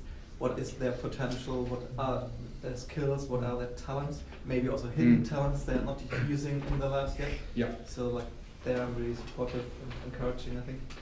And third thing is if I start something, I'm really committed to stay with it. Also my relationship, like I said, like last year was one of the most horrible years in my relationship. But I'm committed and I don't want to go the easy way. I stand the ground and stay there. Love it. Yep. Awesome, bro. Anyone else? I'll share mine. I've got 3 good things about myself. I spend time and care about my family, particularly my young nephews and niece. I'm intelligent and hardworking and put those attributes to good use in my work, where I benefit the organisation and my colleagues. I'm a warm and fun person to be around, which is why I have good friends who want to spend time with me. Legend, bro. Legend. I want to say something about you, bro. If you want. Well, you've already said I've got cancer, so it's going to be an improvement. Could be. This was a good thing, actually. Okay, the topics that you bring to the class is also like repetitive, and I already know that before, like, because I've been Doji member for some time now, but every time I come to your class, there's like always something new I learn, even though it's like an old topic. So. Cheers, bro. Sometimes I think it's important to go over something else because there's always new shit to learn about it. There's always a new angle, there's a new story, new members bring different insights. So, yeah. I think I'll say something. I feel yesterday was an interesting night for me. I had some conversations, but generally I feel low about myself last night. I feel I exactly don't feel good about myself. Yeah. So I think it's quite good exercise. I think that I sort of list 3. I think I'm a kind person. I generally sort of, that's just my nature, and then how I interact with people and how I care about people. And all right. Well, yeah, I think I'm generally quite an intelligent person. I feel that sort of having some intellectual conversations or learning things is important for me. I think that's sort of something I thrives on. And I'm actually quite courageous than I give myself credit for. I think I constantly challenge my own boundaries and beliefs, and yeah, so I should give myself more credit then so I look at how I look at myself. Nice. Nice. Okay, I'll play along too. So I wrote down just 3 things that came to my mind. I put patience. Not necessarily in the short term because I get frustrated with things, but in the long term, like I have a kind of idea of where I want my life to be, so I'm patient that that's going to take time for things. Curiosity, like just like I love learning stuff, doesn't matter what it is, I'm always kind of interested in things. So it kind of keeps me engaged in things because I'm curious. And then I put generosity, like the people that kind of matter in my life, I give my time and my energy without, feeling like I'm constrained. Nice. Yeah. Anyone else? Feel free. If Yeah, I yell out mine. So 3 good things about myself. Like I think first one is like the last few weeks I've been working on building my business. So it's been pushing me a lot, and I thought I was courageous, and then and then I realized that there are areas in my life I'm actually quite scared, and so I think it's good that I'm doing this for personal development reason. And second, I am an advocate of honesty I truly believe that there's no reason why I can't be honest with anyone at any time for whatever reason. So I believe that, although there are times that I get challenged, but that is my mantra. I don't believe that there's a reason why I shouldn't be honest. That I can't be honest. And thirdly, it's like I'm quite artistic, so I pride myself in quite inclined in music and in art, and I like dressing up nicely and all that sort of stuff. Nice. I'll share mine. I think, like, as a nice guy, I put down I care about people. It's quite a paradoxical thing, because when you realise that you're like a nice guy trying to get out of it, you always like try to get rid of like your people pleasing side. Yep. But at the same time, I kind of thought about actually that kind of makes me feel good that I can actually care about people. Yeah. Like genuinely care about people. It's interesting. Yeah, being a nice guy, I would actually say, is not caring about people. Because sometimes being a nice guy is actually lying to them and manipulating them, and that's not very caring. But that's a whole different discussion. It's a really good point. I know the conflict there. Yeah. And then kind of lead on to that is I'm really happy that I'm the kind of person that can make people laugh, and if I go into an environment that I can make a positive environment for people. And the third one is that I do have a very, very loving fiance, which is awesome. It's quite funny because I spent a lot